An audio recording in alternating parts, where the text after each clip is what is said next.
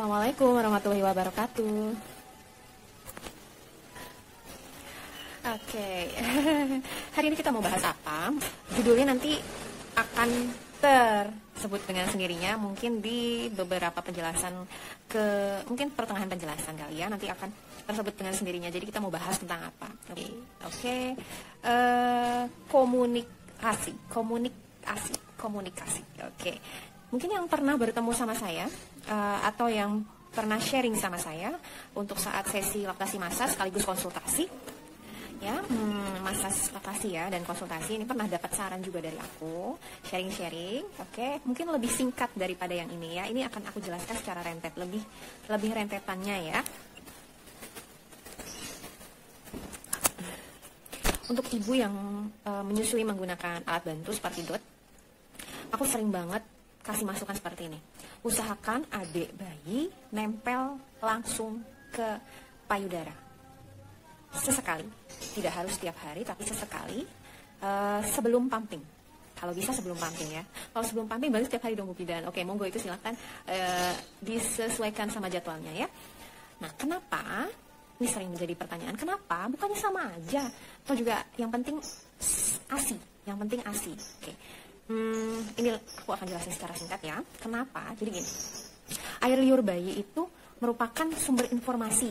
Ada informasi di dalam air liur bayi itu untuk kebutuhan mereka. Jadi seperti itu. Nah, misalnya bayi sakit atau kebutuhan gizi lainnya. Nah, ini biasanya sumber-sumber informasinya itu datangnya dari air liurnya. Karena air liur orang sakit dengan air liur orang yang sehat itu berbeda. Gitu ya. Sudah banyak jurnalnya, silahkan coba dicari. Air liur orang sakit dengan orang yang sehat itu berbeda kandungannya ya. Nah, ini bisa jadi sumber informasi. Nah, gimana caranya supaya tubuh ibu itu tahu informasi itu? Dengan cara adalah perlekatan langsung atau DBF. Nah, dari si air liurnya ini, air liur bayi ini nanti saat dia DBF atau menyusui langsung, air liur itu akan terkena di daerah areola dan puting. Nah, areola dan puting itu bagian terluarnya adalah kulit, sama seperti yang lain, anggota tubuh yang lain. Nah, kulit ini merupakan salah satu indera manusia yang sudah Allah ciptakan sebagai tempat untuk melindungi atau sebagai baju untuk sistem organ yang lain gitu kan. Nah, dia juga merupakan bukan hanya baju yang tanpa fungsi, tapi baju yang memiliki banyak sekali fungsinya. Fungsinya adalah dia sebagai penyerap informasi awal yang nantinya akan diteruskan ke serabut-serabut saraf, detailnya seperti ini. Jadi serabut-serabut saraf ini punya yang namanya informasinya mereka ini disebut dengan impuls. Impuls ini akan berupa seperti tegangan listrik. Nah, tegangan listrik ini kalau udah tersentuh sama yang lain nyamber kan, saling bersautan dan sampai ke pusatnya. Nah, sama, ini juga tegangan listrik, impuls akan menempuh jalur sepanjang akson. Akson itu dari sebuah neuron sebelum diteruskan ke neuron yang lain. Jadi neuron tersambung lagi dengan neuron yang lain, tersambung lagi dengan neuron yang lain. Nah, antara neuron-neuron ini ada yang namanya sinapsis. Nah, ini saling saling terkait, lalu nanti akan sampai di otak. Nah, di otak di sini diterjemahkan, diproses, apa aja nih yang dibutuhkan dari si bayi gitu kan. Apa aja nih antibodinya, apa aja nih gizi-gizi yang dibutuhkan dari si bayi. Nah, dari situlah setelah diproses sudah diterjemahkan, kemudian otak mengirimkan impuls lagi menuju organ atau indera, ya kan, atau indera yang berhubungan untuk menghasilkan efek yang diinginkan atau yang dibutuhkan. Nah, dengan mekanisme yang sama, pengiriman impuls yang sama seperti tadi gitu. Nanti mungkin aku akan selipkan gambar jadi biar paham antara soalnya ini kan kita bahas masalah biologi pas SMA juga ya, tentang serabut saraf, impuls, ya kan, bahasa-bahasa impuls, terus akson, neuron, sinapsis, itu semuanya ada di pelajaran SMA kalau masih ingat ya. Itu saling terhubung dengan jaringan dengan satu yang dengan yang lain, itu saling terhubung dan mengirimkan sinyal. Nah, itu sinyalnya nanti akan sampai di otak diproses lalu dikirimkan kembali ke organ yang terkait gitu. Kita semua tahu bahwa sel syaraf merupakan sel yang mengantarkan impuls listrik di tubuh kita. Otak kita terdiri dari sekitar 86 miliar sel syaraf yang bekerja sama dalam menerima maupun menghantarkan impuls antara otak dan seluruh bagian tubuh lainnya. Pertama, kita mulai dari strukturnya terlebih dahulu. Salah satunya ada yang namanya akson. Bagian ini bertanggung jawab dalam transmisi impuls listrik dari satu sel syaraf ke sel syaraf berikutnya, yang akan berujung ke target akhir yaitu organ ataupun otot. Setelah itu, kita juga punya dendrit. Dendrit adalah struktur yang bertanggung jawab dalam menerima impuls dari sel syaraf lainnya, dari organ maupun otot, ataupun dari otak. Impuls listrik ini akan bergerak dari dendrit melalui badan sel, yaitu struktur lain di sel syaraf yang berisi nukleus, suatu organel yang berisi material genetik yang mengatur pertumbuhan dan perkembangan dari si sel syaraf. Selain itu, ada banyak sel syaraf yang memiliki struktur bernama selubung mielin, yang membantu dalam kecepatan konduksi impuls listrik yang melewati sel syaraf. Tahu nggak, konduksi listrik di badan kita bisa mencapai 120 meter per detik di sel syaraf yang mempunyai selubung mielin. Oke, kita sudah mendapatkan gambaran dari struktur sel syaraf. Tetapi, bagaimana dengan transmisi impulsnya? Bagaimana caranya otak kita menyuruh jempol kita misalnya untuk bergerak? Di awal, melalui suatu mekanisme yang kompleks, otak kita membentuk sesuatu yang bernama potensial aksi dan meneruskannya sepanjang syaraf yang bertanggung jawab untuk menggerakkan jempol. Di dalam syaraf ada beberapa kabel, dan di dalam kabel-kabel ini terdapat sel syaraf. Di antara satu sel syaraf ke sel syaraf berikutnya, ada celah yang bernama sinaps. Jadi, potensial aksi yang merupakan si listrik akan diterima oleh dendrit di sel syaraf pertama, diteruskan melalui tubuhnya dan mencapai akson. Di beberapa neuron atau sel syaraf pertama, ada sesuatu yang bernama neurotransmitters, suatu zat kimia yang berperan dalam konduksi listrik dari satu sel syaraf ke sel syaraf berikutnya. Neurotransmitter akan dilepaskan ke sinaps dan menghasilkan suatu potensial aksi di sel syaraf kedua. Di sini, listrik tersebut akan dioper dari satu sel syaraf ke sel syaraf berikutnya, sampai akhirnya sel syaraf terakhir menyampaikan si listrik ke otot yang bertanggung jawab dalam menggerakkan si jempol. Alhasil, jempol kita pun berhasil digerakkan. Nah, maka dari itu, ini adalah satu keajaiban dari DBF atau menyusui bayi secara langsung gitu.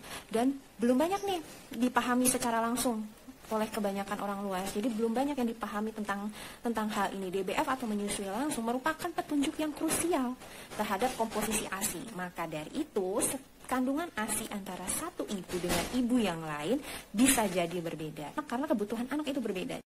Selanjutnya kita mau bahas sama mirip, mungkin dengan sudut pandang yang berbeda. Bila menyusui langsung bagaikan sebuah pohon kehidupan, tree of life, mungkin banyak ibu-ibu di luar sana yang sudah dapat informasi seperti ini. Saya hanya mengulang dan mengingatkan kembali dan mungkin men-share juga informasi untuk yang belum tahu ya. Tree of life, nanti aku kasih lihat gambarnya seperti apa tree of life. Nah, pohon yang akarnya berada di payudara. Kita bayangin pohon yang akarnya adanya di payudara ibu dan batang serta rantingnya tumbuh subur di dalam tubuh bayi.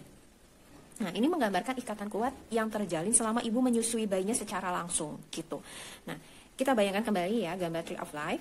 Ketika bayi menghisap payudara ibu, diameter puting akan bertambah dan membentuk vakum.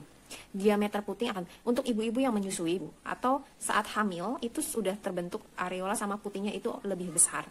Diameter puting akan bertambah dan membentuk vakum itu atau disebut dengan bahasa lainnya adalah ruang hampa. Nah, yang membawa cairan. Nah, cairan ini yang dimaksud adalah jadi ASI plus saliva atau air liur. Jadi ada penggabungan ini yang disebut dengan cairan informasinya yang di-share sama bayi untuk si tubuh ibunya. Nah, dari mulut bayi ke saluran atau ductus payudara. Nah, inilah yang disebut dengan baby speed backwash. Nah, ini yang berhubungan dengan judul kita hari ini, baby speed backwash. Jadi penggabungan cairan tadi yang dibawa dari mulut bayi, ya kan, bayi menyusu campur dengan air liurnya. Air liurnya ini terserap ke saluran atau ductus payudara, hampir sama dengan yang tadi ya, diserap. Nah, inilah yang disebut dengan baby speed backwash atau secara ilmiah adalah retrograde milk flow. Nah, cairan dari mulut bayi inilah yang menjadi petunjuk terbentuknya komposisi ASI yang diperlukan oleh si bayi gitu. Sampel, tadi kan kita udah nyebutin sampelnya adalah baby sakit. Contohnya adalah baby sakit flu. Misalnya baby sakit flu. Baby sakit flu itu biasanya cairannya yang udah tercampur di mulutnya adalah ASI saat dia menyusui ya. Saat dia menyusu itu ada ASI, saliva atau air liur. Ya, ini bergabung. Lalu ada tambahan lagi nih. Tambahannya adalah apa? Mukus atau lendir. Nah, ini lendir kan isinya biasanya adalah bakteri ya atau virus, ya kan? Kalau ulang flu virus ya Bu Bidan. Oke, baik. Oke, ini ada virusnya di sini kan bergabung. Ini informasinya akan terserap. Oke, terserap dan ini memberikan petunjuk untuk menghasilkan antibodi untuk si bayi. Makanya hasil penelitian untuk bayi yang sakit, itu untuk bayi yang sakit, biasanya kandungan ASI dari sang ibu, kalau untuk bayi yang DBF, itu antibodinya akan tinggi terbentuknya. Nah, campuran ASI plus air liur juga memunculkan yang namanya reaksi kimia yang mendorong terbentuknya bakteri.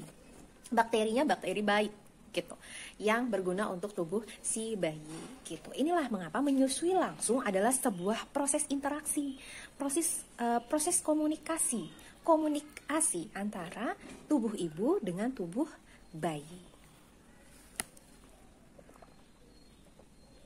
Jadi sebenarnya, Bu Bidan, tapi aku nggak DBF, gimana dong gitu. Aku kerja dan kerjanya itu setiap hari, liburnya cuma di Sabtu dan Minggu. Oke, baiklah. Kalau jam kerjanya itu bukan jam kerja yang benar-benar sampai dari pagi pulangnya malam jam 10, bayinya sudah tidur, masih bisa dikejar setiap hari untuk nempel langsung ke payudara, kenapa enggak? Gitu. Jadi kasih kemudahan itu supaya setiap harinya tubuh ibu tuh tahu bahwa si bayi itu butuh sesuatu. Misalnya apa maksudnya butuh sesuatu? Mungkin setiap harinya asupan gizi yang dibutuhkan untuk si bayi itu berbeda. Makanya kalau bisa jika kerja sesekali untuk langsung menyusui bayi secara langsung gitu. Diusahakan. Oke. Lalu kalau misalnya bayi sakit, Bu Bidan gimana? Bayi aku sakit sedangkan aku kerja. Oke. Kalau misalnya berangkat paginya jam 6, misalnya jam 6 berangkat pagi, oke. Baby lagi sakit dan taunya malam ya, berarti dari situ saat malam langsung aja DBF atau menyusui secara langsung. Setelah itu persiapan pumping untuk dipumping ASI-nya, setelah itu ditulis ASI baby sakit apa, misalnya sakit flu, ditulis ASI baby sakit flu, ditulis, ditempel, itu ditaruh di kulkas gitu kan, di freezer. Itu nggak apa-apa, nanti saat adik sakit lagi, amit-amit ya, jangan sampai. Tapi untuk mencegah hal-hal yang seperti itu, jadi kalau misalnya baby terjadi musibah lagi, sakit, bisa dikasih ASI yang sama dengan jenis penyakit yang sama ya. Terus kalau misalnya ini baby sakit diare, ditulis aja ASI baby sakit diare, tulis. Lalu ditempel di botol ASI-nya, langsung masukin freezer gitu. Nanti kalau misalnya terjadi diare lagi kepada adik bayi, boleh diberikan ASI yang sebelumnya yang pernah adik sakit yang sama gitu.